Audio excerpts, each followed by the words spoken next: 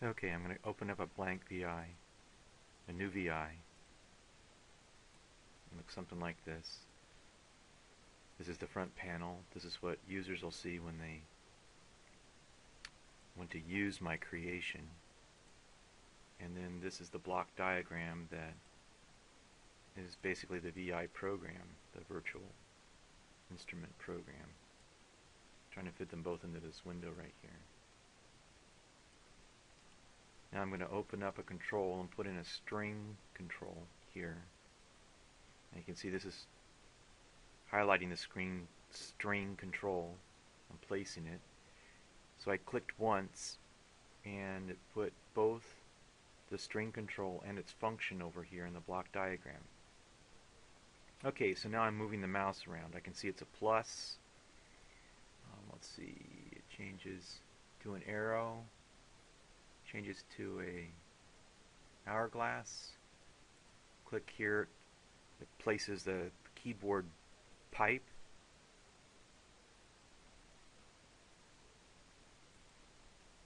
Okay, now I can see the blue focus. That's a temporary mouse over focus. I'm not clicking the mouse.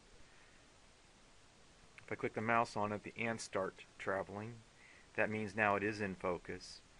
Now if I click on it once, nothing happens. If I just single mouse click on it, nothing happens. But if I get the blue arrow, if I get the arrow and now I double click, it shifts me over to here. Okay, so now I've got the plus. There's the arrow. If I click, nothing happens. If I go to the center and single click, nothing happens.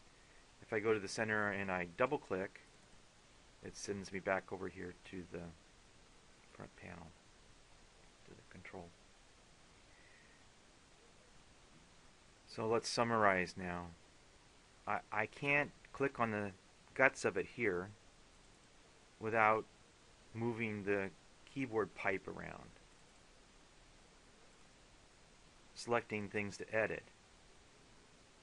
If I do a mouse over with a pipe, it wants my focus to be here on the keyboard. If I click the plus out here, that defocuses everything, and now when I approach this, it says, okay, I think you're interested in this control.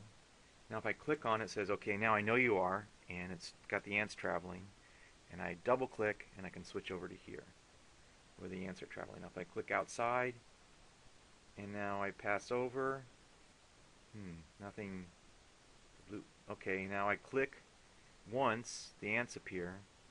If I double click inside the string box, I think it's going to let me edit the string box. Yeah. Okay, if I click in here once, it does nothing. If I double click, it moves me back over here. So I'm successfully jumping back and forth between these two screens. My anticipation is that this will get cluttered and the one-to-one correspondence between these two will get obscured, so I want to be able to jump back and forth between these windows by clicking on the objects themselves.